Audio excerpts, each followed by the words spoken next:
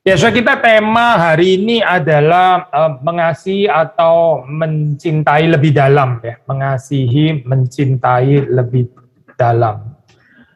Sebagian daripada yang kita mau renungkan ini adalah apa ini, saya pengulangan, mestinya bukan poin baru untuk saudara yang sudah sering ikut DPA wanita GRI Kelapa Gading, ya.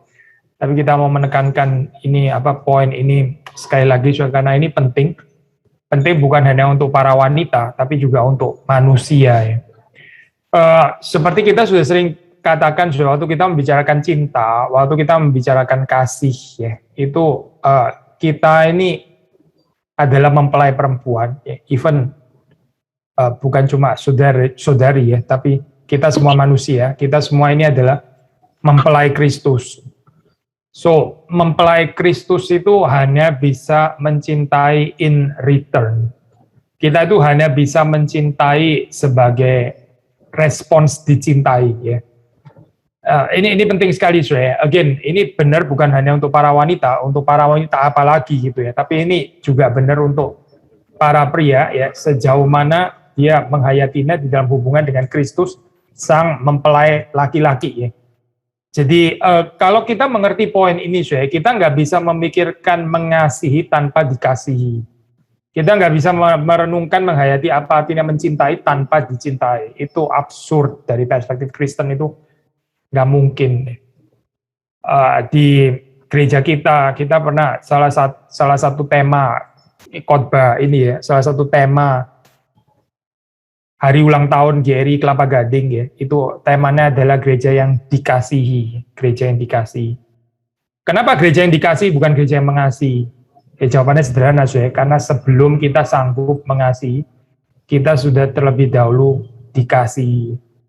Yang menentukan identitas kita, ya, yang membuat kita itu secure, ya, identitas kita, security, acceptance, dan semua kebutuhan yang paling penting, yang paling mendasar, itu adalah karena kita ini percaya janji Tuhan bahwa di dalam Kristus Allah mengasihi kita. Di dalam Kristus Allah yang adalah Bapa itu mengasihi kita. Kita pengalaman dicintai, dikasih di dalam dunia ini broken, jadi nggak sempurna. Kita jangan bilang mengasihi kita nggak sempurna. Mengasihi kita memang nggak sempurna, itu semua orang tahu, ya. Tapi dikasihi pun itu juga nggak sempurna. Kita dicintai itu nggak sempurna. Saya nggak tahu, ya, maksudnya ibu-ibu pergumulannya apa, tapi di dalam situasi kayak begini, ya, even sebelum ini, ya, kita mungkin nggak selalu ada kesempatan selalu bersama dengan suami selalu bersama dengan istrinya atau dengan anaknya dan sebagainya. Anak suatu saat kalau sudah besar, mereka pergi di luar negeri mungkin, ya, studi di luar negeri, ya, atau mungkin di luar kota, nggak harus di Jakarta dan sebagainya. Kita di dalam hubungan relasi keluarga itu sangat ada keterbatasannya, sangat ada keterbatasannya, sehingga, ya, kita mesti menghadapi ini juga secara realistis, ya. Yang sempurna itu adalah cinta kasih Tuhan. Ya, kita bersyukur kalau kita juga dicintai oleh suami kita, ya, suami saudari-saudari maksudnya. Kalau kita juga dicintai oleh suami, itu bersyukur, itu berkat Tuhan besar. Tapi kalau suami cinta kasihnya nggak sempurna, ya memang kita masih berada di dalam dunia yang berdosa ini, gitu, ya, masih berada di dalam dunia yang nggak sempurna. Cinta kasih kita kepada orang lain nggak sempurna, cinta orang lain kepada kita juga nggak sempurna, gitu. I think kita harus come to term, ya, dengan ini. Kita perlu perlu menerima ini secara realistis, gitu.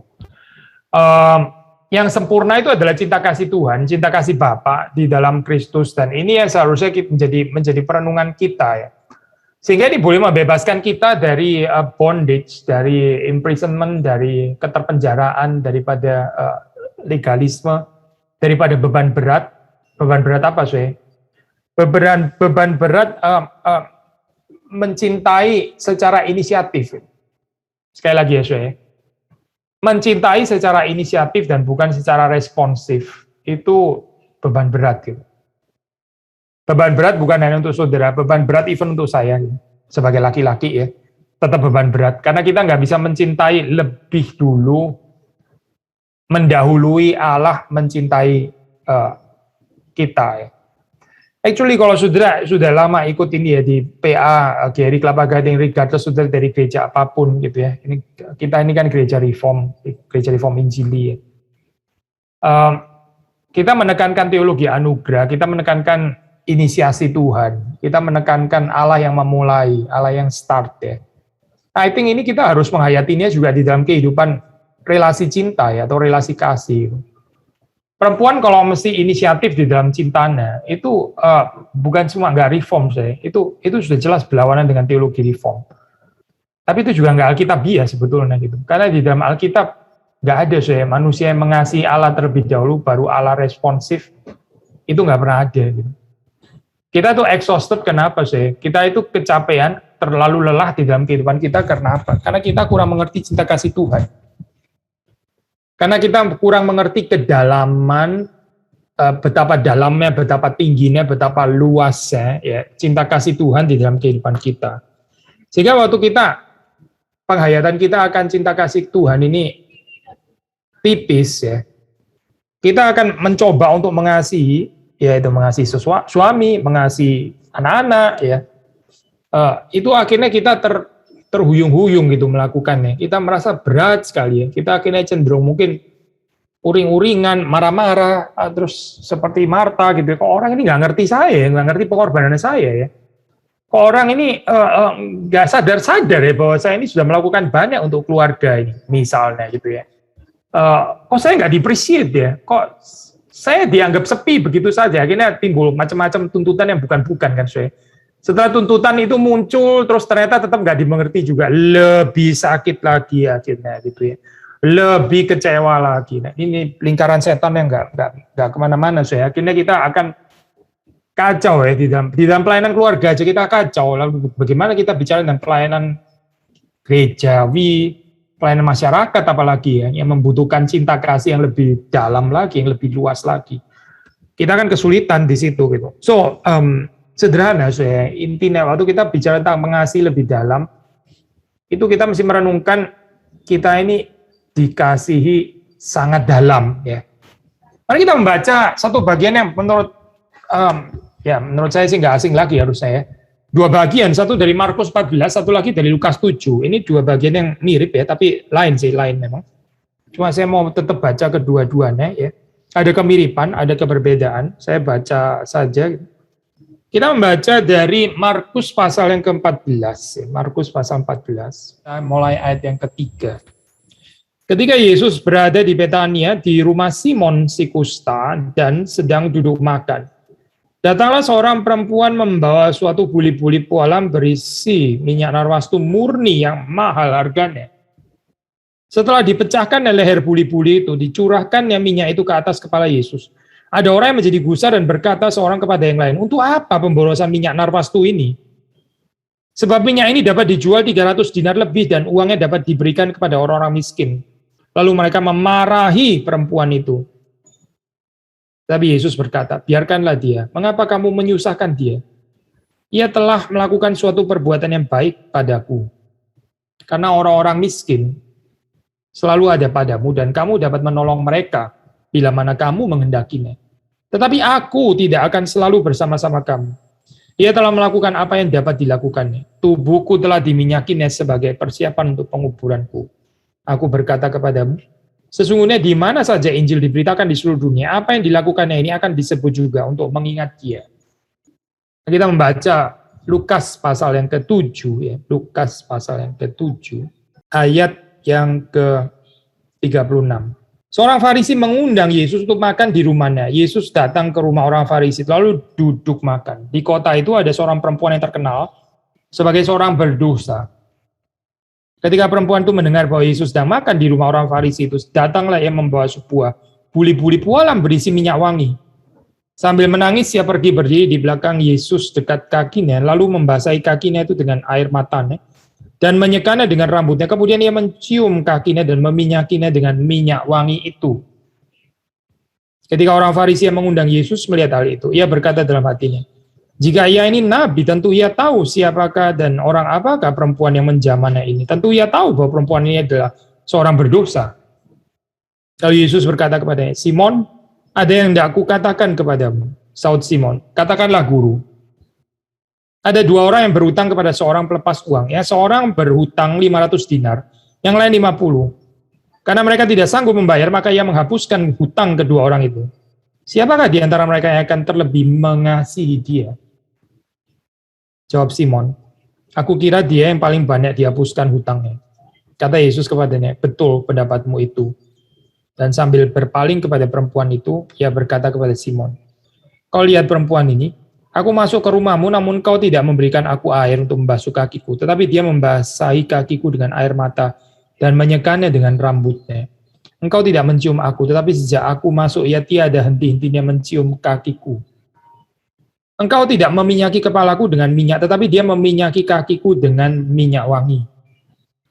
Sebab itu aku berkata kepadamu, dosanya yang banyak itu telah diampuni, sebab ia telah banyak berbuat kasih.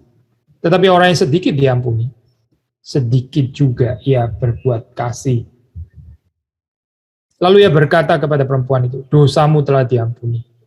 Dan mereka yang duduk makan bersama dia, berpikir dalam hati mereka, siapakah ia ini sehingga ia dapat mengampuni dosa?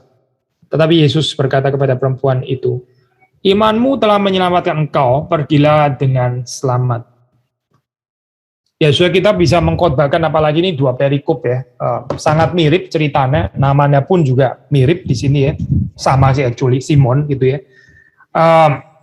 Ya, apalagi dua perikop ini kita bisa khotbahkan panjang lebar, tapi saya mau menyoroti terutama di dalam ya ayat yang tadi kita baca ya, beberapa ayat saja gitu. Terutama di dalam ayat Lukas 7 ayat yang ke-47 dikatakan di situ, dosanya yang banyak itu telah diampuni sebab ia telah banyak berbuat kasih. Tetapi orang yang sedikit diampuni, sedikit juga ia berbuat kasih. Saya pikir nggak bisa lebih jelas lagi ya, saya prinsip ini kan ya. Orang yang sedikit merasa sedikit dikasihi, dia akan sedikit juga berbuat kasih. Orang yang banyak berbuat kasih, itu adalah orang yang sadar bahwa dosanya itu banyak.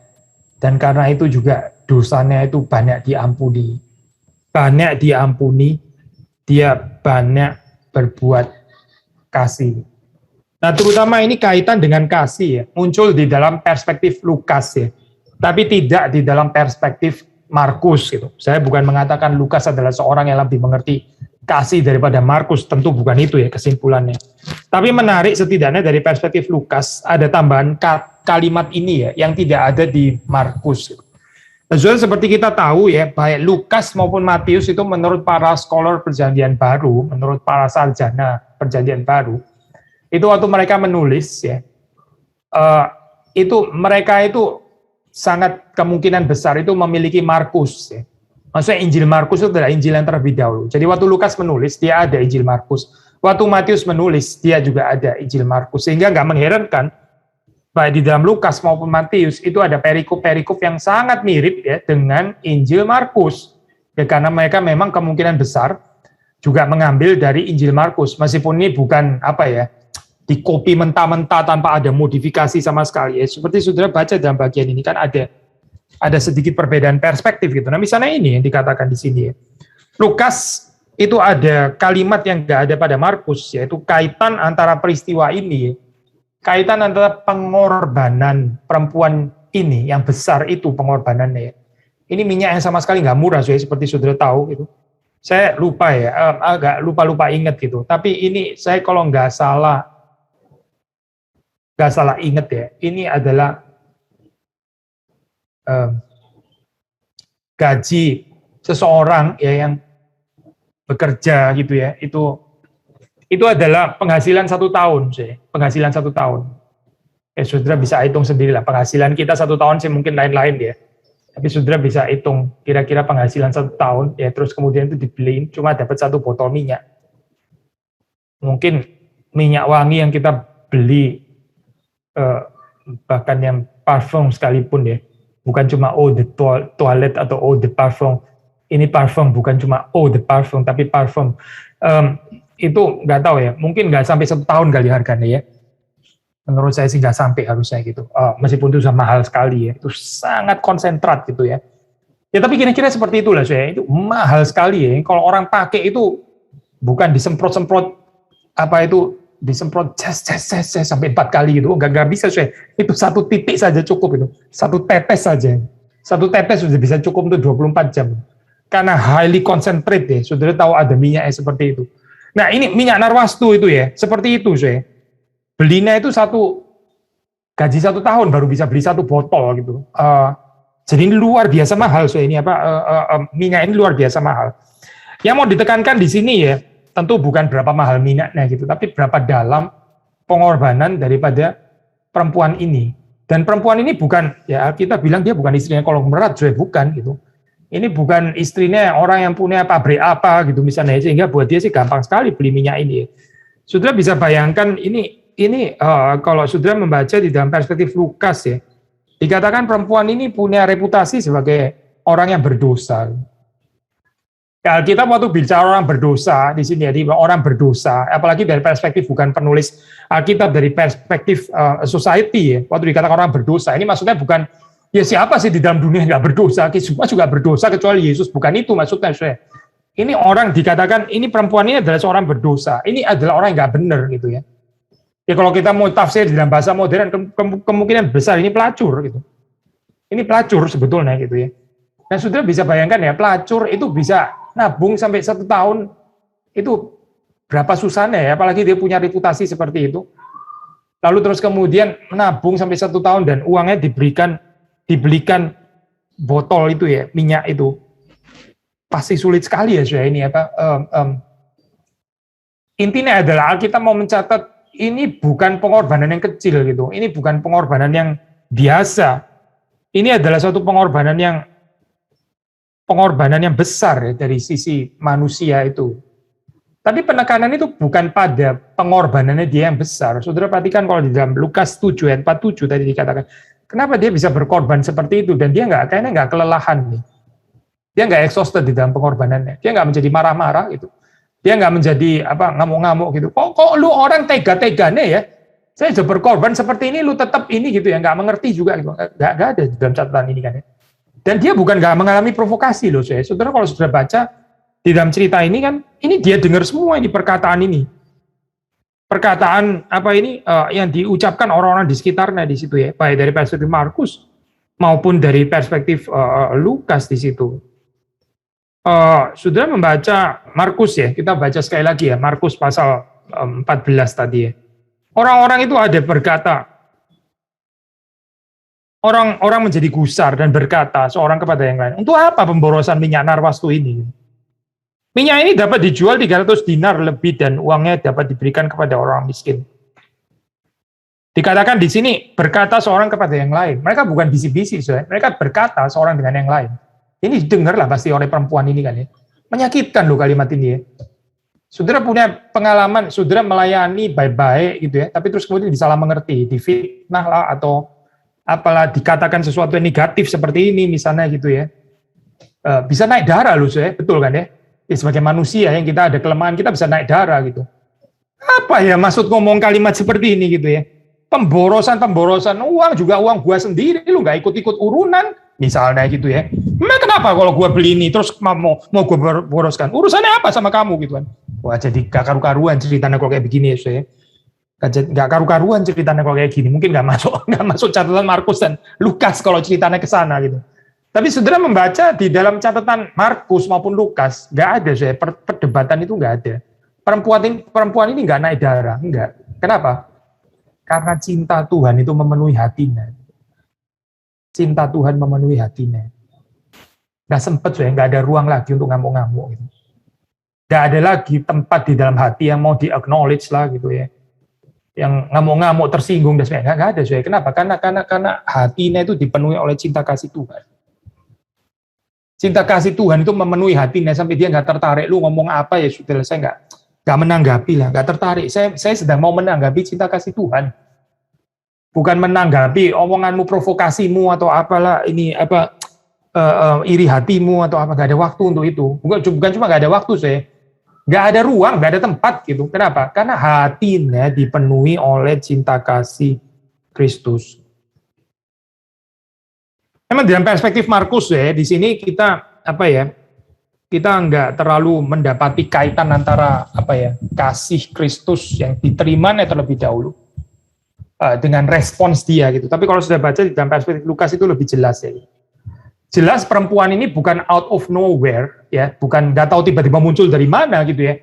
Tiba-tiba ada Yesus ya, ya apapun alasannya lah ya, orang terkenal itulah atau apa gitu, si pembuat mujizat atau apa, tiba-tiba dia masuk nyelonong gitu aja, terus kemudian dia meminyaki Yesus dengan minyak mahal itu.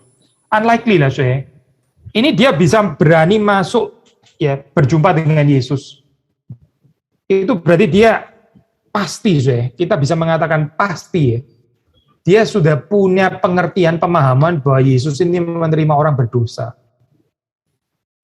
Kalau enggak dia enggak bakal berani saya itu melakukan ini gitu. Dia tahu kok, dia itu punya reputasi sebagai perempuan yang berdosa, itu dia tahu pasti. Mana sudah dia masuk ke rumahnya orang Farisi nyelonong kayak begitu, nggak mungkin itu. Itu bunuh diri namanya gitu ya, cari perkara namanya gitu.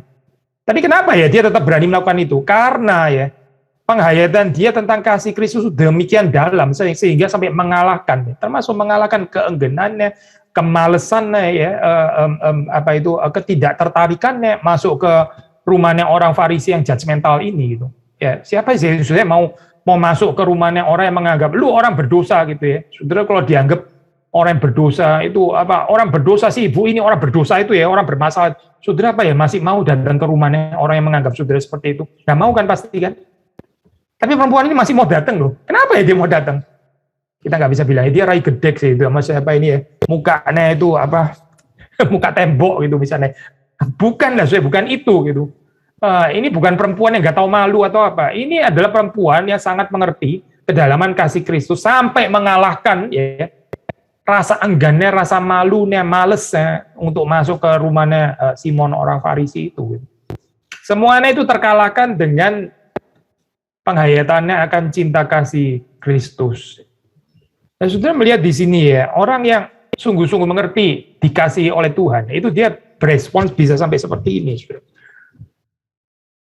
Yesus mengatakan yang diampuni banyak, yang sadar bahwa dia dikasihi banyak, ya, itu dia akan berbuat kasih juga banyak.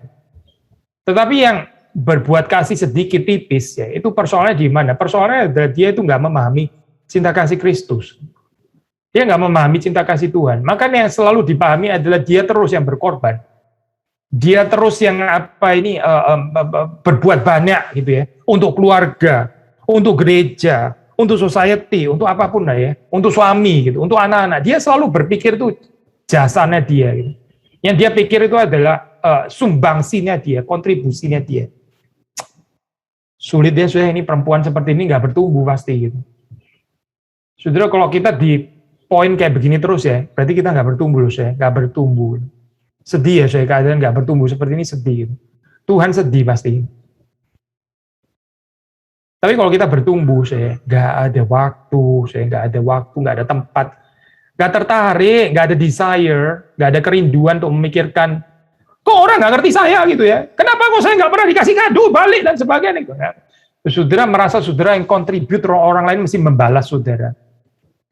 Bukannya kebalik ya, Tuhan yang sudah memberikan kepada kita, terus kita membalas kepada Tuhan. Posisi kita ini posisi membalas.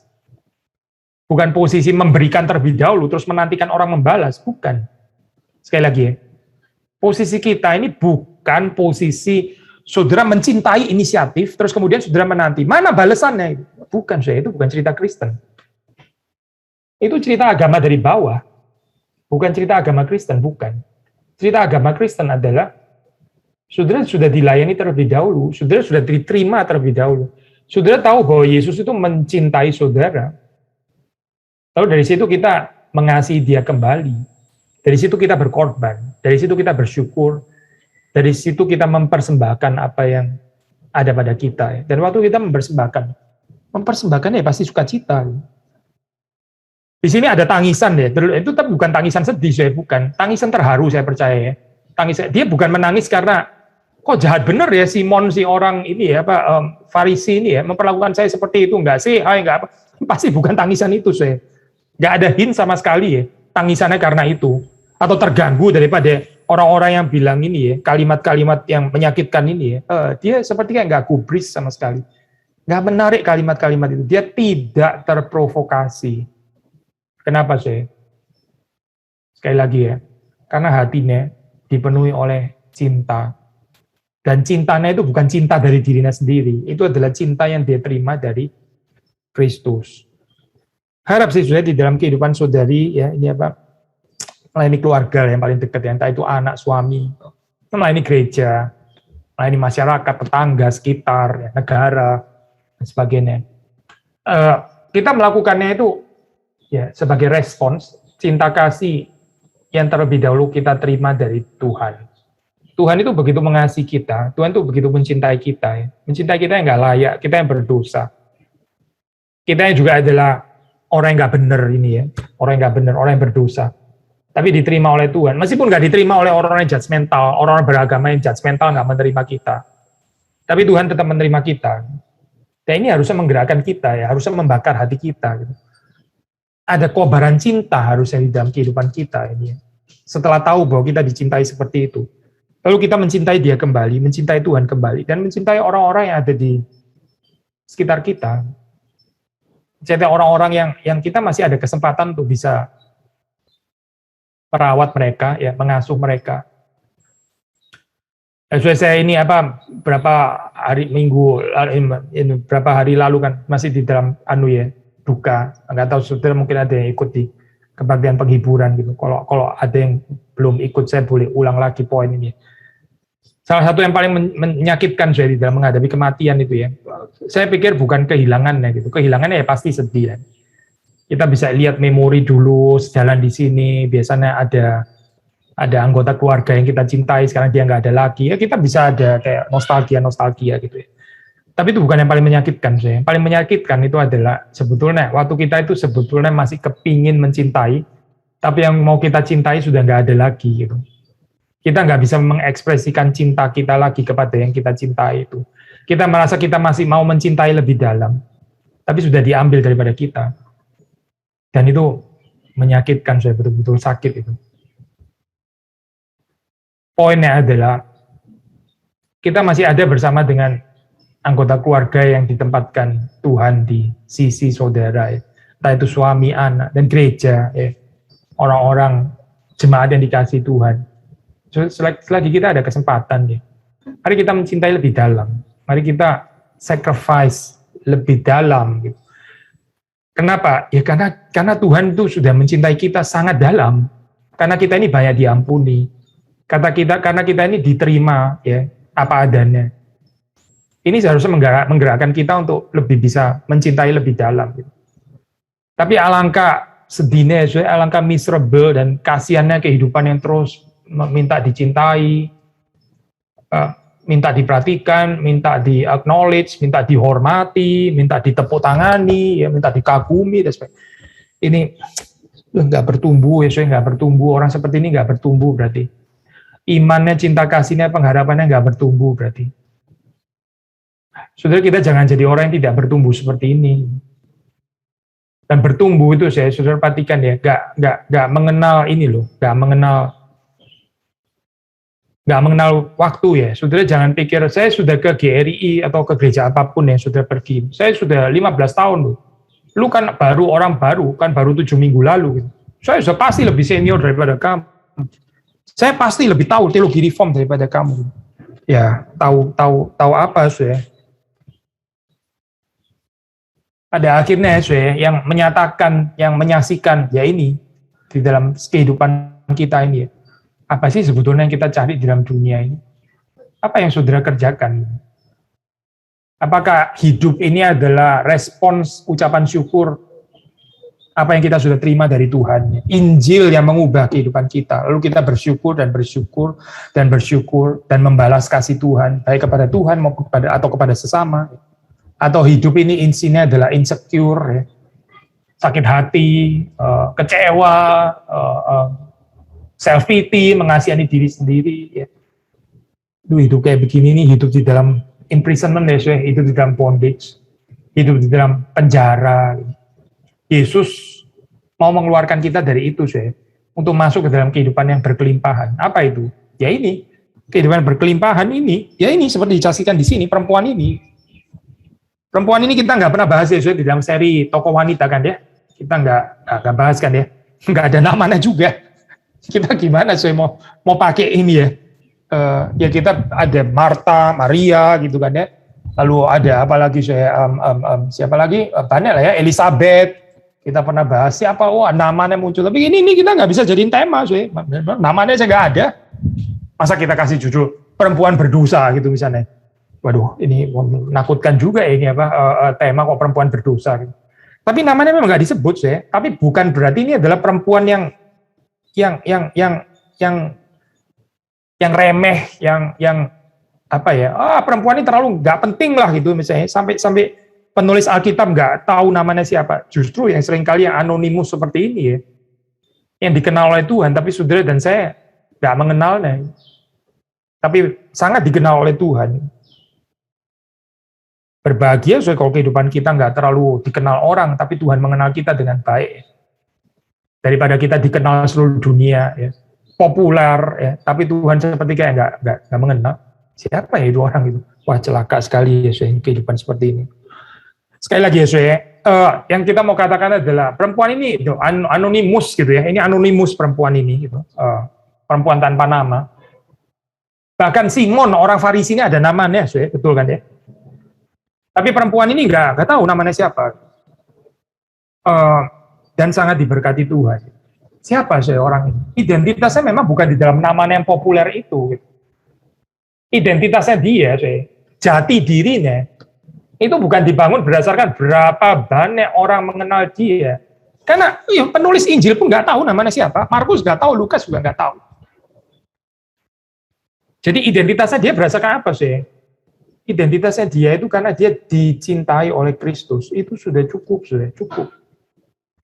Identitas bahwa kita itu dibeli dengan darah yang mahal dan bahwa kita ini sudah lunas dibayar oleh Yesus Kristus. Ya ini identitas kita. Identitas kita bukan dibangun berdasarkan berapa banyak appreciation yang diberikan oleh suamimu kepadamu gitu ya. Identitasmu bukan dibangun dengan berdasarkan berapa banyak terima kasih dari anak-anakmu. Itu bukan identitasmu, bukan. Jangan membangun identitas di sana, itu kecewa sekali nanti. Identitas kita itu bukan dibangun dari tepuk tangannya orang lain dan hebat ya orang ini ya. Wah, ini perempuan agung ya. Heran loh perempuan ini ya. Coba kenalan sama dia. Ini orang penting. Itu identitas yang nggak menarik untuk orang Kristen. Itu bukan cara kita membangun identitas. Identitas kita itu dibangun berdasarkan Kristus yang sudah mati dan bangkit untuk saudara dan saya.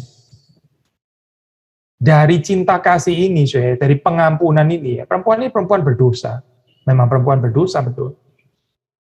Tapi dia diampuni.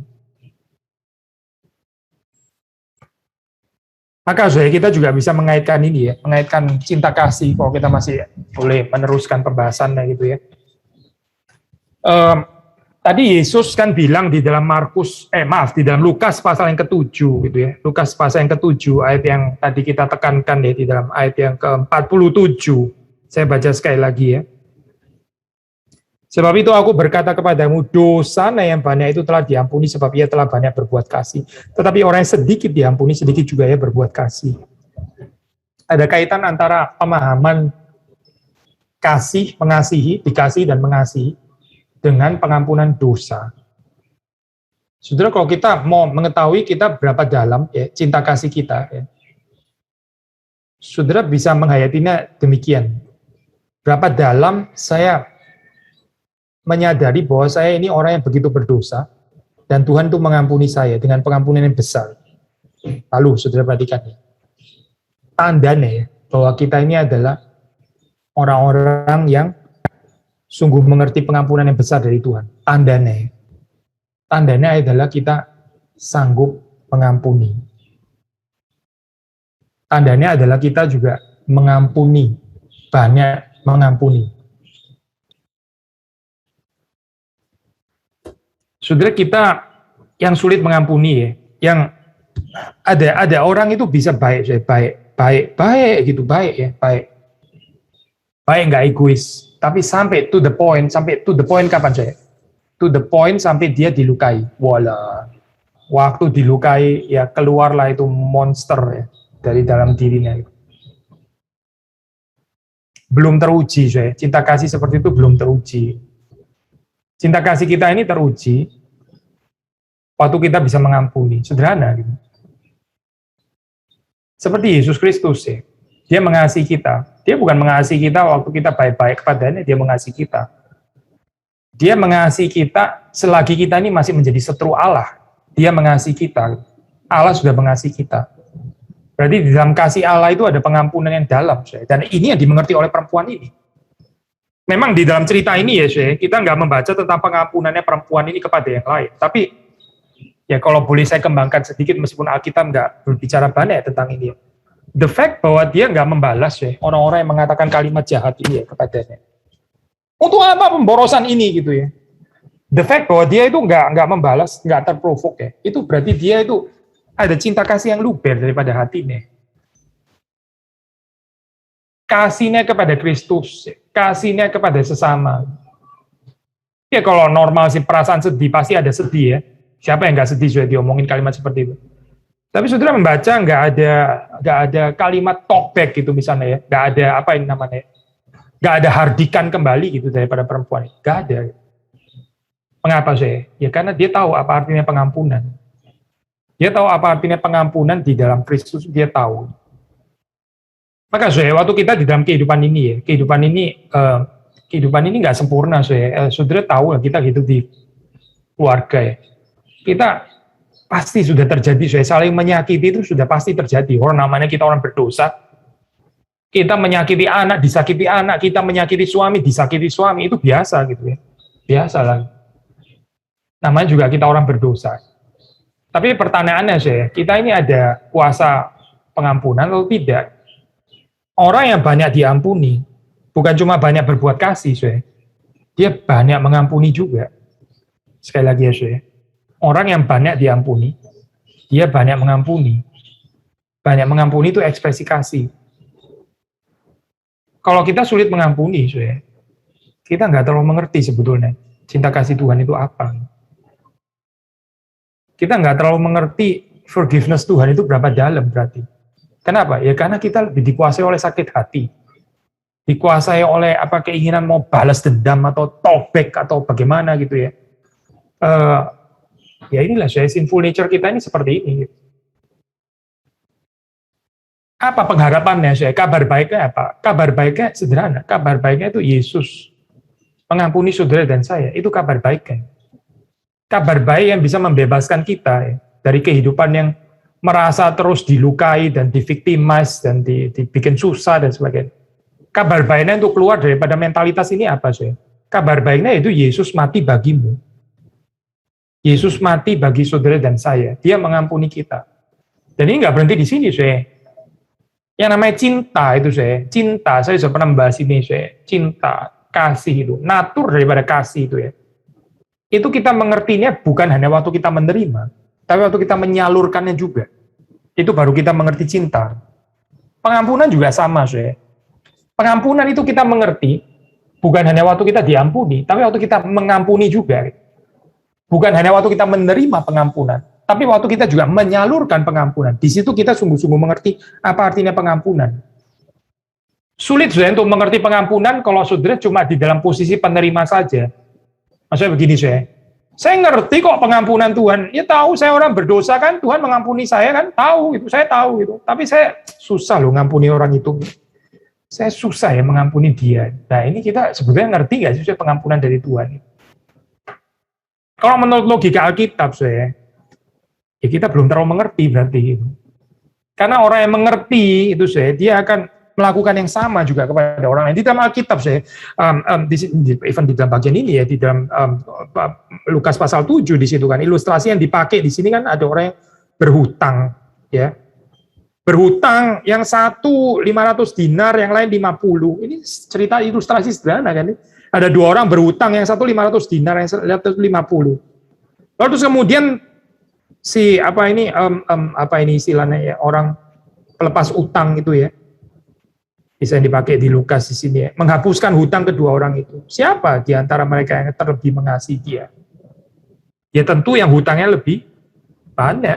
Tentu adalah orang yang punya hutang 500 dinar kebanding yang 50 dinar. Betul kan saya? Sederhana ini. The fact bahwa kita ini nggak bisa mengampuni orang lain, ya. The fact bahwa kita ini susah mengampuni yang bersalah kepada kita, itu menyatakan apa saya? Menyatakan bahwa kita pikir ya hutang kita kepada Tuhan itu sedikit gitu. Saya sih orang berdosa iya, tapi ya kayaknya cuma 5 sen deh. 5 sen deh. Bukan 500 dinar begini ya, bukan. Ini orang lain, pelacur itu kali 500 dinar utangnya. Saya sih tidak ya. Saya bahkan nggak sampai 50 hutang saya. Oh Tuhan mengasihi, oh iya Tuhan mengasihi saya. Menghapuskan dosa saya, oh iya menghapuskan ya dosa yang 5 sen itu. Ya kalau begini, kalau penghayatan kita seperti ini, sulit pasti ya untuk mencintai orang lain. Cinta kasih itu juga akan tipis gitu. Karena kita pikir cinta kasih Tuhan juga tipis. Cinta kasih Tuhan tipis, saya mengasihi orang lain juga tipis, sama tipis saya.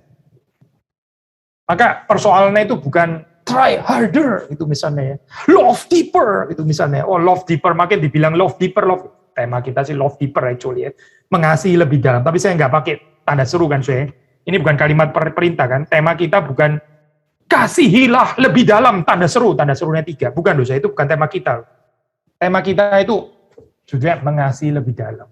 Pertanyaannya, bagaimana sih mengasihi lebih dalam? Bagaimana mungkin saya bisa mengasihi lebih dalam? Jawabannya yaitu, waktu kita sadar kita diampuni banyak, waktu kita sadar kita ini sangat berdosa dan diampuni banyak, dan di situ kita bisa mengasihi lebih dalam, mengampuni lebih dalam.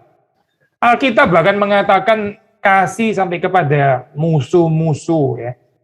Musuh-musuh itu nggak usah jauh-jauh, saya sudah nggak usah pikir orang-orang apa para pemenggal kepala lah atau apa kejauhan kali ya, saya sudah pikir ini apa itu orang menganiaya orang Kristen gitu ya. Kalau gitu kita nggak ada musuh dong kalau begitu, belum dianiaya. Musuh itu bisa as simple as orang yang menyakiti kita. Ya, waktu kita disakiti dan kita sulit mengampuni, ya itu orang itu jadi musuh kita kan pada hari itu. Jangan-jangan musuh kita yang kita paling susah mengampuni, jangan-jangan suami kita. Jangan-jangan orang di gereja. Kita paling susah mengampuni gitu ya. Kenapa? Ya itu jadi musuh kita. Kenapa dia musuh? Ya bukan karena dia membakar gedung gereja, atau bukan. Karena dia menyakiti perasaan saya. Karena dia mencincang-cincang ego saya. Karena muka saya dirusak-rusak. Ya itu musuh kita gitu kan. Tapi Alkitab mengatakan kita membalas kejahatan dengan kebaikan. Membalas kejahatan dengan kebaikan. Kalau kita memang Kristen. Membalas kejahatan dengan kejahatan. Biasa, saya. Membalas caci maki dengan caci maki. Ya, itu di mana-mana seperti itu. Tapi kalau kita mengenal Kristus, membalas kejahatan dengan kebaikan. Kalau menurut firman Tuhan. Di sini, saya, kalau kita bisa mengampuni, kita bisa mencintai yang melukai kita, mencintai musuh, gitu ya. Tuhan akan menjadikan kita, membentuk kita menjadi orang yang hatinya itu luas. Hatinya luas. Hati luas itu lawan katanya apa, Syekh? Lawan katanya adalah hati yang sempit. Hati yang sempit itu banyak insecurity, banyak perasaan tidak aman, merasa terancam, merasa nggak dicintai, ya, merasa kurang diperhatikan, merasa kurang dihormati, merasa kurang diakui. Waduh, susah sekali ya saya kehidupan kayak begini nih ya. Psychologically defect sebenarnya. Spiritually juga defect sebenarnya. Akhirnya dalam keadaan seperti itu seringkali timbul apa saya? Iri hati, ya, ketidakpuasan. Lihat kok istri orang lain kayak lebih bahagia ya. Kok kamu itu nggak bisa seperti kayak suaminya orang lain? Akhirnya mulai jadi iri hati. Iri hati, ntar kalau lebih dalam lagi hatred, kebencian. Karena sudah ya sulit untuk memahami cinta, sulit untuk mengasihi, nggak ada perasaan dikasih, nggak ada. Lalu sulit juga mencintai. Ya ini problem loh saya, problem gitu. Manusia waktu dia hidupnya itu dipenuhi oleh insecurity, iri hati, ya, hatred, balas dendam, sakit hati, dan sebagainya. Ini dunia ini akan ya tambah redup ya saya dengan kehadiran orang-orang seperti ini. Dunia itu jadi makin gelap. Tapi perhatikan kehidupan orang-orang yang diberkati Tuhan, perhatikan kehidupan Yesus Kristus. Perhatikan kehidupan Yesus Kristus yang saudara dan saya percaya. Dia dicaci maki, tapi dia nggak membalas. Ya, dia difitnah, tapi dia menyerahkan itu kepada Tuhan yang menghakimi dengan adil. Bapa yang menghakimi dengan adil. Dia sangat secure ya kehidupannya, sangat secure di dalam tangan Bapanya. Dia nggak pernah mencari penerimaan manusia. Dia nggak pernah cari tepuk tangannya manusia, pengakuan manusia, bahkan dari murid-muridnya sendiri, tidak. Dia tidak gila hormat, tidak ada itu gila hormat di dalam diri Yesus Kristus, nggak ada. Yang dia tahu apa saya? Yang dia tahu bahwa dia dikasihi Bapanya, dan dia mengasihi Bapanya, dan dia mengasihi orang yang dikasihi Bapanya. Dia mati bagi yang dikasihi oleh Bapanya. Saudara dan saya, kehidupan kita dipanggil untuk menjadi seperti Kristus yang punya keluasan hati seperti ini, yang mengampuni musuh-musuhnya. Poin terakhir. Kalau kita mengatakan kita mengasihi lebih dalam, ya kita akan melayani lebih dalam. Ada kaitan antara, tadi kita mengaitkan antara kasih dan pengorbanan, ya. Kita mengaitkan kasih dan pengampunan, ya, kasih dan pengampunan. Kita juga mengaitkan kasih dengan kasih to the extent kasih kepada musuh, ya. Mereka yang melukai kita. Nah, ini yang terakhir ya, saya. Kasih dan pengabdian atau kasih dan pelayanan, kasih dan menjadi hamba. Perempuan ini saya balik lagi kepada cerita tadi ya, baik di dalam Markus 14 atau Lukas 7. Perempuan ini sedang melayani Yesus. Perempuan ini mengekspresikan kasihnya ya dengan mengorbankan minyak yang mahal itu ya. Tapi juga dengan melayani Yesus. Yesus sendiri mengatakan dia melakukan ini ya, persiapan kematiannya.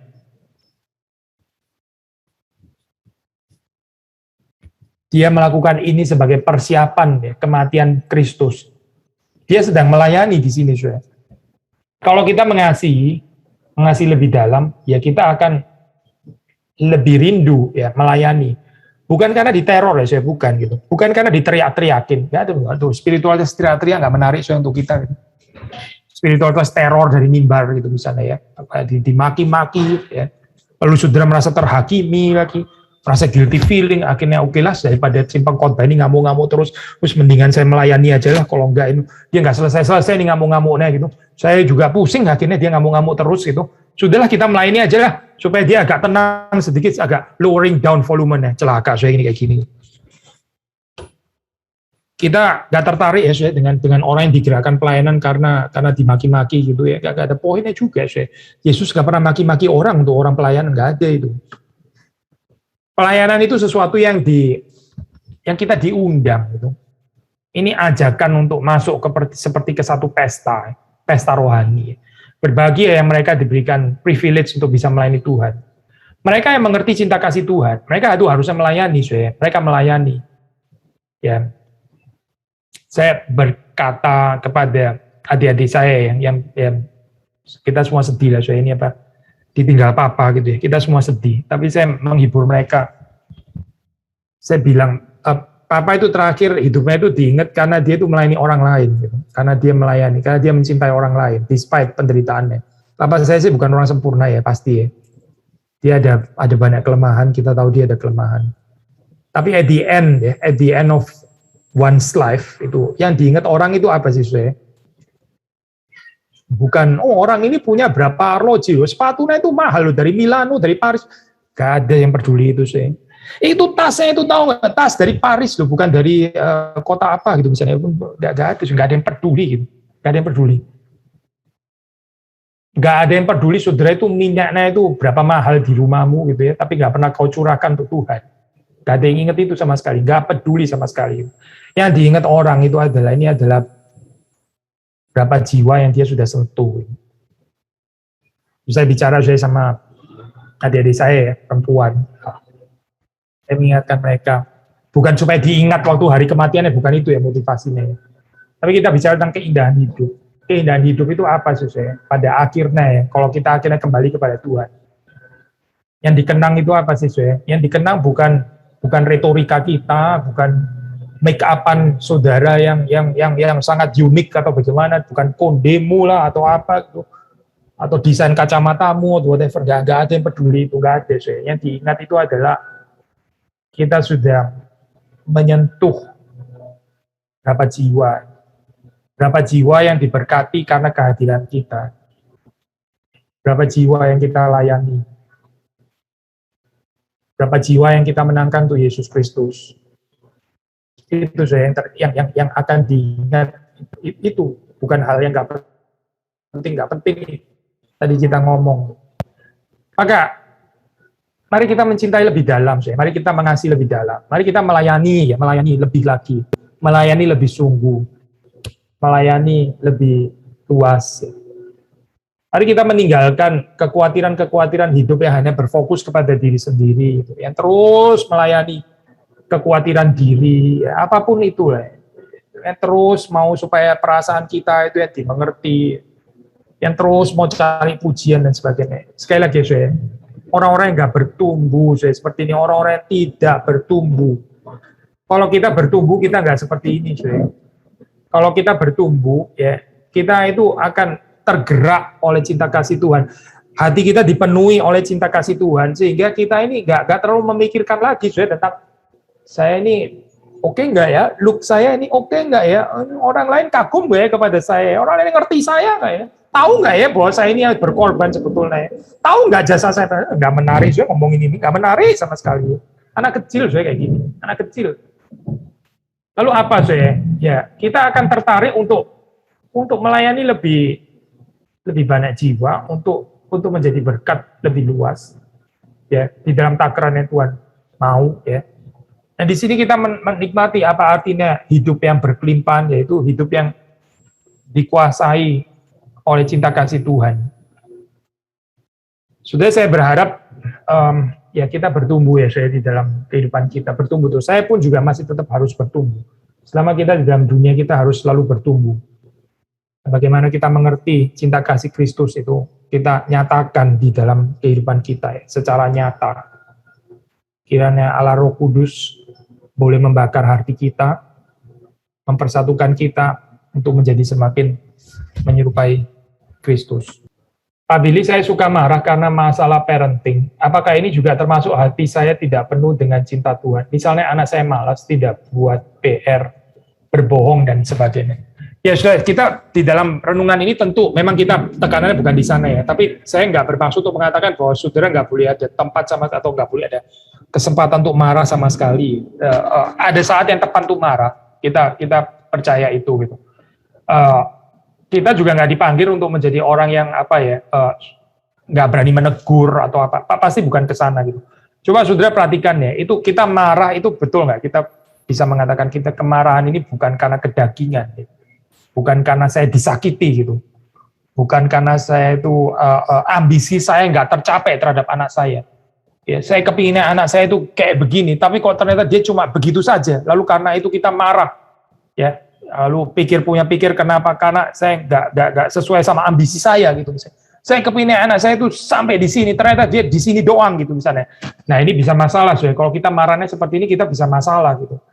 Tapi kalau kita marah demi kebaikannya dia ya, kita tahu sebetulnya anak ini harus saya di dalam takaran sejauh yang kita tahu, di dalam talentanya dia itu bisa mencapai segini, tapi karena dia malas dia capek segini. Dan gitu kita marah, kita boleh marah, bahkan harus marah kali dalam hal ini ya. Maksudnya menegur gitu dalam hal ini. Supaya apa?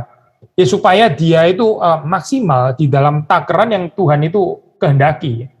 Jadi ini concern-nya itu adalah demi dia, bukan karena saya. Saudara bisa membedakan kan ini. Ini bukan karena saya malu lah. Lu malu-maluin gitu ya. Anaknya mama cuma kayak begini tok gitu. Ini tentang mama dong kok kayak begini, berarti bukan tentang dia gitu. Kamu malu-maluin orang tua deh, ini tentang orang tuanya dong kok kayak begini, bukan tentang anaknya dong.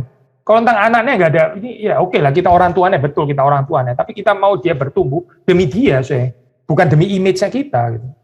Image-nya kita itu sudah harus mati bersama dengan Kristus di atas kayu salib. Nggak penting itu, saya. Image saudara dan saya itu jangan dijadikan berhala, itu nggak penting itu. Tapi pertumbuhannya dia, bagaimana dia semakin mencintai Kristus, bagaimana dia bisa dipakai di dalam kerajaan Tuhan. Nah ini penting. Nah kalau kita marah karena ini, ya silakan marah gitu. Memang dia seharusnya ke sana, karena dia dilahirkan di dalam keluarga Kristen gitu misalnya ya. Kita bertanggung jawab untuk ini, tapi bukan karena saya gitu. Jika anak remaja saya saat marah bersikap tidak hormat dan berkata-kata yang tidak sopan, apakah saya harus seperti Tuhan Yesus? Tidak membalas, bukankah saya perlu mendidik dia? Kita perlu mendidik dia, saya setuju gitu. Saudara, ini renungan ini jangan dimengerti sebagai satu ini ya, saudara jadi orang yang selfless sampai nggak berani menegur sama sekali, terus kemudian dikata-katain, saudara diam, dikurang ajarin, saudara diam saja. Yesus yang mengatakan ini ya Pak, pipimu ditampar berikan pipi yang lain ya. Yesus sendiri mengatakan kepada orang yang menampar pipinya, mengapa engkau menampar aku? Yesus yang sama maksudnya. Apakah dia nggak konsisten di sini? Ya bukan nggak konsisten. Saya pikir kita mesti mengerti memberi pipi yang lain itu ditampar itu dalam pengertian yang benar ya. Kita sudah bahas ini di KU1 itu. Itu artinya apa sebetulnya? Jelas bukan di dalam pengertian itu di-victimize begini ya, bukan gitu. Tapi ini loh saya Pak, yang kita katakan itu jangan ekspresi kita itu keluar karena ego, karena kedagingan kita ya. Karena keegoisan kita ya. Karena kita itu sudah mempertahankan muka kita dan sebagainya. Ini nggak mulia, nggak honorable. Yesus nggak pernah marah untuk itu, enggak. Yesus pernah menjungkir balikan meja di bait suci, itu marah pasti gitu. Tapi itu bukan urusannya, bukan karena dia, tapi karena dia itu menjaga hatinya itu terbakar ya. Karena rumah Allah ini harusnya itu adalah rumah doa. Cinta untuk rumah Allah itu menghanguskan dia. Jadi dia itu marahnya kudus karena itu. Nah kita kalau punya kemarahan kudus seperti itu ya kita harus marah kalau memang saatnya marah gitu. Anak yang bersikap tidak hormat, kata-kata tidak sopan, kita perlu tegur saya, supaya dia nggak spoil dong, supaya dia tidak tidak jadi orang yang terus jadi kurang ajar ya saya. Saudara perhatikan ya, orang yang terus bisa jadi spoil saya orang seperti itu. Saudara dan saya bersyukur ya, kalau ada saat-saat di mana kita disalah mengerti, itu pembentukan supaya saudara dan saya nggak spoil. Coba saudara, kalau saudara selalu dimengerti orang lain, orang selalu berpihak kepada saudara, saudara di dalam konflik apapun orang lain bilang, engkau yang betul gitu ya, yang itu yang salah gitu. Waduh, saudara bisa jadi orang yang luar biasa spoiled. Dan ini bukan cuma tentang anak remaja, saudara, ini bisa mengancam saudara dan saya gitu. Sedang untuk orang dewasa, yang bukan anak remaja lagi, seperti saudara dan saya, ini aja bisa bikin kita rusak. Gitu. Apalagi untuk anak-anak remaja. Jangan di-spoiled lah, saudara. Pasti kita nggak ada panggilan sebagai orang Kristen, orang percaya, apalagi orang tua Kristen, untuk spoiling anak-anak kita. Gitu. Hopefully tidak lah, saudara. Tapi ya, saya sendiri pernah melihat dengan mata kepala, saudara, ini ya, orang tua yang selalu membenarkan anaknya, selalu membela anaknya dalam keadaan apapun, selalu anaknya yang benar dan sebagainya. Akhirnya jadi apa? Ya jadi spoiled, rusak. Spoiled itu rusak, manja ya. Jadi anak yang manja yang rusak gitu. Nggak siap di dalam kehidupan, sangat nggak tahan banting. Karena apa ya? Karena dirusak oleh orang tuanya. Gitu. Karena dimanja oleh orang tuanya. Gitu. Spoiled akhirnya, perasaan itu spoiled. Dia nggak bisa take it bahwa dia dilukai, bahwa dia mana bisa seorang di dalam dunia nggak dilukai itu mana bisa sih? Ya tentu kita bukan mengatakan mari kita melukai anak-anak kita supaya dia lebih siap di dalam dunia. Ya bukan itu poinnya. Tapi kalau kita memproteksi dia demikian rupa sehingga dia jangan terluka sama sekali, I think kita bisa menghancurkan kehidupannya loh saya di dalam dunia yang kejam ini. Kita bisa membuat dia itu orang yang sangat rentan, nggak bisa terima kritikan, nggak bisa terima teguran, ya nggak bisa terima masukan. Alias spoiled, ya rusak itu untuk anak yang rusak namanya. So jelas kita nggak mau lah, soalnya kita nggak mau punya anak remaja seperti itu. Tegur saja nggak apa-apa. Tapi saudara perhatikan, saudara tegur bukan karena demi saudara sendiri, karena saudara sudah naik pitam gitu ya ibaratnya. Ini sudah sampai ubun-ubun atau apa nih yang sampai ubun-ubun saya nggak tahu. Ini bukan tentang kita, ini tentang dia gitu, tentang dia yang perlu ditegur. Bukan saya yang perlu melampiaskan amarah saya, bukan. Tapi dia yang perlu ditegur, itu lain ya, saudara, lain. Pak, apakah jika saya melayani keluarga tapi tidak melayani di gereja, saya bersalah? Karena saya merasa saat ini keluarga saya membutuhkan saya, namun saya rindu. Ya, so, kalau ada saat-saat tertentu lebih urgent keluarga silakan, so, tapi ya kita tahu ya ini apa, semua ada saatnya gitu. Saudara jangan seumur hidup akhirnya cuma keluarga terus gitu ya. Saya pikir di dalam hal ini saudara punya kerinduan juga untuk melayani, kalau saya nggak salah baca ya. Saudara ada kerinduan juga untuk melayani gereja, itu saudara pelihara ya kerinduan itu. Jangan mati karena kita karena sudah terlalu banyak melayani keluarga sampai akhirnya nggak ada lagi kerinduan untuk melayani gereja. So, jadi saat tertentu mungkin saudara melihat ini untuk sementara. Ada waktu-waktu tertentu di mana saudara memprioritaskan keluarga. Nggak harus bersalah itu, saudara, kalau memang itu adalah saatnya. Tapi di dalam saat yang lain, ya, saudara mungkin perlu juga memprioritaskan gereja ya, di atas keluargamu. Gitu. Saya percaya ada kelincahan seperti ini ya di dalam kehidupan. Gitu. Nggak bisa selalu pokoknya rankingnya harus keluarga terlebih dahulu, gereja baru, kalau keluarga beres baru gereja, atau dibalik gitu. Pokoknya bagaimanapun harus gereja yang menang gitu ya. Keluarga itu harus di nomor 2, nomor 3, atau nomor 4 kan. Nggak ada dasar Alkitab saya itu. Tuhan yang harus difokuskan itu betul gitu ya. Tapi gereja, tetangga, keluarga ya, ini lincah ya. Saudara mesti peka gitu di dalam hari apa, di dalam minggu apa itu. Tuhan itu memberi kepada kita beban itu, terutama yang mana gitu. Ya, ini kita mesti dinamis ya, Soe. Jangan statis, jangan keluarga terus gitu ya. Nggak tepat, Soe, itu nggak tepat gitu. Karena ini lincah, ada dinamika. Gitu. Oke, Soe, kita teruskan. Apakah benar kalau kita mengampuni tapi tidak bisa melupakan hal yang menyakitkan? Gini, saudara tahu kalau saudara betul-betul mengampuni ya, saudara nggak harus lupa. Tapi waktu saudara mengingatnya itu bukan lagi dengan satu apa ya, grudges gitu ya. Itu ibaratnya ya lukanya sudah sembuh. Gak tahu, sudah punya pengalaman ini nggak ya? Sudah dilukai oleh seseorang ya, mungkin di kata-kata atau apapun lah ini ya pengalaman, atau difitnah atau apa. Tapi sudah waktu menceritakan kembali, misalnya pengalaman 3 tahun lalu atau 4 tahun lalu, sudah bisa menceritakan itu enteng gitu, lightly. Saudara nggak lupa. Tapi waktu saudara menceritakannya, saudara nggak naik hitam gitu loh, nggak wah kebakar lagi gitu misalnya ya. Cuma jadi panas lagi, kalau kayak gini kayaknya memang belum mengampuni sepertinya. Gitu. Kalau saudara sudah mengampuni, mungkin saudara nggak harus lupa. Gitu. Tapi waktu kita menceritakan, ya ini sudah lewat. Gitu. Ini sudah lewat.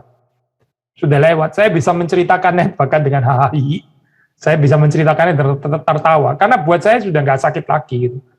Tapi saudara nggak harus lupa sih. Gitu. Nggak harus lah, saya lupa. Saya pikir Tuhan juga nggak lupa kok. Waktu ayat Alkitab itu mengatakan Tuhan melupakan, membuang jauh-jauh dan lupa, itu bukan dalam pengertian Tuhan jadi nggak ada lagi pengetahuan tentang itu kan, doesn't make any sense ya. Dia Tuhan kok bisa hilang pengetahuannya gitu kan, nggak mungkin. Tuhan ya pasti ada lah pengetahuan itu, dosa-dosa kita nggak mungkin tuh hilang gitu. Tapi waktu Tuhan mengingatnya, dia mengingat di dalam anugerahnya, di dalam rahmatnya, dia mengingat di dalam pengampunannya. Nah itu yang seharusnya terjadi dalam kehidupan kita juga. Kita boleh mengingat apa ini ya, kesalahan orang tua kita atau apa masalah, tapi kita mengingatnya itu nggak sakit lagi gitu. Kita mengingatnya di dalam kuasa pengampunan Tuhan. I think itu maksudnya yang dibilang oleh Alkitab dengan istilah melupakan gitu ya. Bukan melupakan dalam artian amnesia, bukan. Oke, kita lanjutkan ya.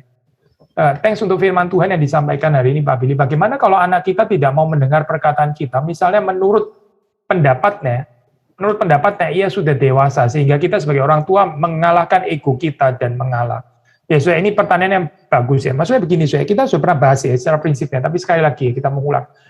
Sudah anak waktu kecil itu ya, waktu dia bayi katakannya, kontrol itu 100% di dalam tangan orang tua, di dalam tangan kita gitu ya. Betul kan ya? Waktu dia bayi, ya nggak ada lah, saya bayi disuruh tanggung jawab kan nggak mungkin gitu ya. Kenapa lu sekarang kencing? Ya nggak ngerti lah, saya bayi kok gitu.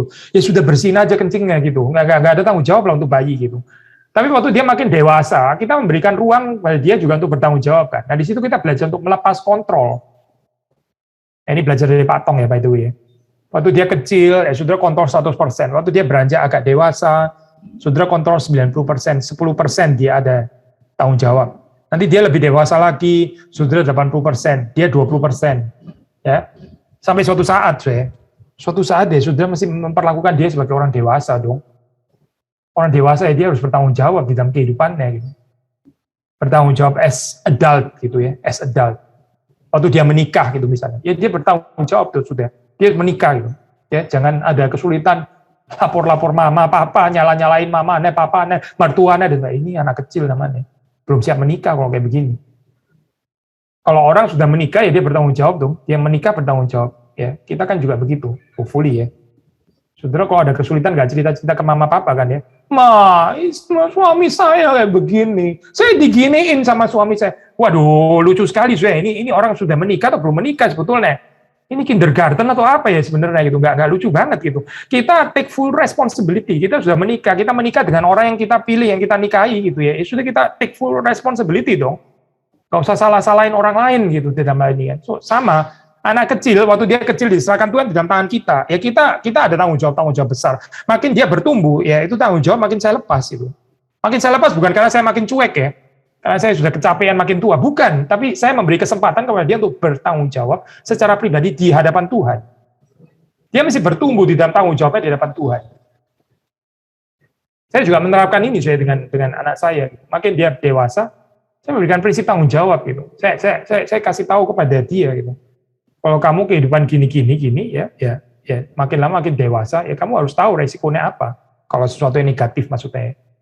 Kita kasih tahu tapi kita nggak mau kontrol seperti kayak 3 tahun lalu gitu misalnya. Ini sudah bukan 3 tahun lalu. 3 tahun lalu saya masih ada kontrol lebih dalam di dalam kehidupannya. Tapi ini sudah tahun 2021, saya mesti lain gitu. Nanti 3 tahun lagi, lain lagi pasti gitu. Karena dia harus bertumbuh di dalam tanggung jawabnya secara pribadi di hadapan Tuhan. Ya, harap ini bisa kita ada kelincahan seperti itu ya, dinamika ini ya, melepas itu ya, penting. Sangat mengesalkan kalau suami istri tidak sehati dalam mendidik anak. Bagaimana kalau suami yang salah? Apa yang harus istri lakukan? Thanks Pak Billy. Kita tetap percaya ya, meskipun sebagai istri ya, kalau misalnya ya suami kita semua suami kita ya orang berdosa. Ya. Saya juga orang berdosa juga ya. Ini suaminya istri saya, yaitu saya juga orang berdosa. Pasti bisa ada salahnya. Tapi dalam keadaan salah seperti itu ya, kalau kita yakin memang itu kesalahan ya kita doakan. Ya kita juga boleh memberitahukan kepada suami ya, kalau itu sesuatu hal yang salah. Saya pikir suami yang bertumbuh di dalam Tuhan, dia nggak bisa ditegur, dia nggak harusnya anti kritik gitu misalnya. Ya itu tadi lah, makanya tadi kita mengatakan ini kan ya, orang itu better jangan spoiled gitu ya, spoiled ya. Apa itu orang spoiled? Nggak bisa terima kritik, nggak bisa terima hal negatif itu. Pokoknya dia harus benar terus gitu ya. Pokoknya dia harus cemerlang terus, nggak boleh ada kerutnya sama sekali. Ini orang spoiled kayak begini. Ini orang saya nggak mengatakan suami saudara spoiled by the way, bukan. Tapi kecenderungan nggak bisa terima kritik, nggak bisa terima masukan, itu spoiled namanya gitu. Kalau kita dewasa, kalau kita bertumbuh di dalam Tuhan, kita ini bisa terima loh masukan. Kritik kita bisa terima. Bahkan kritik yang keliru pun, ya sudah nggak perlu marah-marah kan. Paling cuma jelasin, oh kamu salah ngerti gitu. Saya nggak ada kok motivasi ini. Ya sudah tuh selesai gitu. Nggak usah marah-marah gitu. Nggak usah terus kemudian terprovokasi dan sebagainya kan nggak dewasa ya seperti ini. Saya tahu ini memang pergumulan banyak ya. Suami timur lah khususnya karena di timur tuh somehow kan sangat patriarkal gitu ya. Kebanyakan let's say gitu. Sehingga kayaknya suami itu nggak pernah bisa salah atau gimana. Orang tua harus yang selalu benar gitu ya. Ngomongnya salah pun mesti maklum yang dibawa gitu. Tapi ini gak sesuai dengan Alkitab. Sebagai istri, bisa nggak mengoreksi suami? Bisa. Kalau koreksinya itu prinsip kebenaran firman Tuhan. Kuasanya itu bukan karena istri itu powerful gitu ya. Bukan karena istri itu cantik dan karena itu harus didengarkan. Bukan, kuasanya itu waktu perempuan berkata, itu kata-katanya itu adalah firman Tuhan. Kalau kata-kata yang dikatakan itu adalah firman Tuhan, prinsip kebenaran firman Tuhan, ya. Mau suami, mau presiden, mau perdana menteri, mau raja apa, dia harus tunduk, karena ini adalah firman Tuhan. Ini adalah firman Tuhan. Jadi kita itu bukan melihat otoritas ada pada kita sendiri, sebagai istri susah lah ya, ngomong kepada suami. Tapi kita menyampaikan prinsip kebenaran firman Tuhan. Hopefully yang kita katakan itu sungguh-sungguh adalah prinsip firman Tuhan. Itu yang penting ya.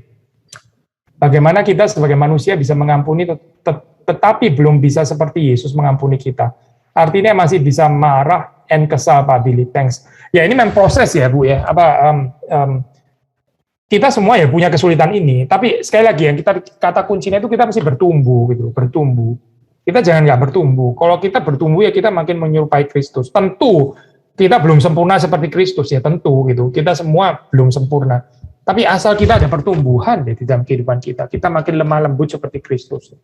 Waktu kita marah, kita marahnya makin kudus seperti Kristus, bukan karena ego kita, bukan karena ketersinggungan kita, bukan karena kita sedang jaga muka, how great I am, dan sebagainya. Bukan karena itu. Dan ini proses yang terus-menerus harusnya terjadi dalam kehidupan kita, sehingga kita semakin disempurnakan dan dikuduskan di dalam Kristus. Pertanyaan terakhir. Kalau yang diampuni berbuat dengan sengaja dan mau menilai kita, berapa jauh kesabaran kita? Apakah kita harus terus bersabar dan berdoa untuk perubahan hidupnya supaya ia belajar bertobat sampai waktu yang tak terhingga karena Roh Kudus yang dapat menolong? Ya ini gini, ini saya juga nggak tahu ya ini berapa precise ya statement saudari itu mengatakan berbuat dengan sengaja, apalagi sampai mau menilai kita berapa jauh kesabaran kita. I think kalau ada benar-benar orang seperti ini, apalagi itu anggota keluarga kita, kok kayaknya evil bener ya, saya evil loh, saya orang seperti itu, betul nggak sih? Ini dia sengaja mau ngetes kesabaran kita, gitu. Sengaja dan mau lihat apalagi kok mau tambah lagi, ya. Sepertinya juga bahkan happy kalau kita terbakar, gitu ya, oleh kemarahan. Wah ini orang evil ya, saya kalau benar-benar seperti ini. Maksud saya begini, saya betul nggak sih persepsi ini gitu, atau ini persepsi negatif kita? Gitu. Kita mesti kritis terhadap diri kita juga loh. Jangan, karena yang kita pikirkan nggak tentu pasti benar seperti Tuhan melihat ya. Bisa saja yang kita lihat itu salah loh. Mungkin nggak segitu negatif, mungkin ya. Mungkin nggak sampai segitunya, tapi memang dasar kita ini adalah orang yang gampang sekali tersinggung atau gampang sekali marah atau gampang apa ya. Mungkin Tuhan mau bentuk kita melalui ini peristiwa-peristiwa seperti itu gitu. Maksudnya kita jangan harus selalu menilai orang ini kayak sengaja mencobai saya gitu ya. Kalau ada setan di dalam dunia ini ya itu dia gitu. Waduh, saya pernah dengar kalimat, saya bukan bilang saudara bilang gini ya, tapi saya pernah dengar ada jemaat ngomong kayak gini. Jemaat ini setan berbentuk manusia itu ya itu gitu ya. Pasangannya sendiri. Waduh, berat sekali kalau sudah kayak begini ya. Kita mesti ada trust ya dengan apalagi dengan anggota keluarga ya, orang-orang di sekitar kita. Kita perlu ada. Di dalam cinta itu termasuk ada trust gitu ya. Saya bukan mau mengajarkan saudara positive thinking, saya tidak gitu. Bukan mau menganggap semua hal yang negatif itu nggak ada terus semua diganti dengan pikiran positif.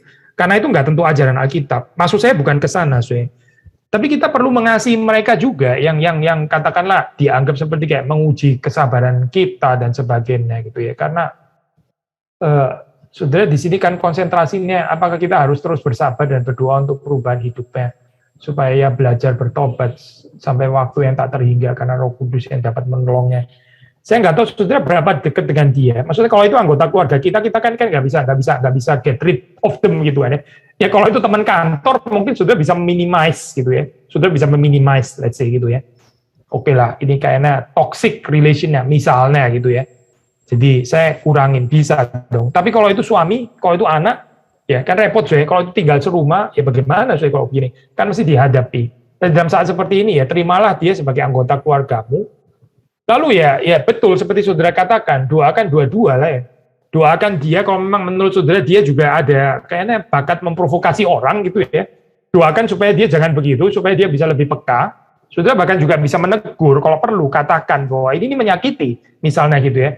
Tapi kita sendiri juga berdoa untuk diri kita gitu, supaya lebih ya seperti saudara katakan, supaya kita bisa lebih sabar juga, supaya kita bisa lebih mengampuni, supaya kita bisa lebih mencintai, supaya kita nggak gampang meledak, supaya kita sumbunya jangan terlalu pendek gitu ya. Tapi seperti dikatakan Alkitab, long suffering, makrotumia, panjang sabarnya itu panjang gitu ya. Maksudnya nggak gampang meledak. So ya dua-duanya lah sudah dibentuk gitu. Doakan dua-duanya, kita berdoa untuk diri kita sendiri. Ya supaya lebih lemah lembut, gak gampang terprovokasi. Kita juga doakan ya orang itu supaya dia nggak gampang memprovokasi juga, karena memprovokasi juga bukan tindakan terpuji gitu kan. Ya doakan ini kalau itu ini orang serumah saudara gitu. Nah kita percaya ya kehidupan kita justru menjadi semakin menyerupai Kristus termasuk juga dengan sarana Tuhan menghadirkan orang-orang yang gak gampang ini kan ya di dalam kehidupan kita. Sudah mengerti maksud saya kan ya. Kalau Tuhan mau membentuk kita menjadi orang yang lebih sabar, pasti Tuhan itu mengizinkan adanya kesulitan gitu. Termasuk orang-orang yang mungkin mulutnya itu agak provokatif gitu ya. Well, otherwise kalau tanpa orang-orang itu, ya bagaimana ya kita bisa menjadi sabar? Kalau orang yang dihadirkan Tuhan adalah orang yang panjang sabar semua di sekeliling saudara, lalu kita bagaimana ya kita bisa terbentuk menjadi orang yang sabar? Kan benar kan, saudara? Kalau saudara ujian ya, untuk mengetahui ujian, misalnya ujian ini cuma contoh ya, ujian kelas 6 SD, misalnya gitu ya, anak kita ujian kelas 6 SD. Bagaimana kita tahu bahwa itu adalah ujian kelas 6 SD kalau soalnya adalah soal kelas 1 SD semua? Padahal dia kelas 6 SD, tapi ujiannya adalah ujian kelas 1 SD.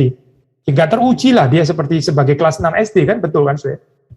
So, sama ya di dalam hal rohani, Tuhan menguji kita itu juga dengan takaran yang memang Tuhan sedang mau membentuk kita di sana. Gitu. Gak ada, Alkitab mengatakan gak ada pencobaan yang melampaui kekuatan kita.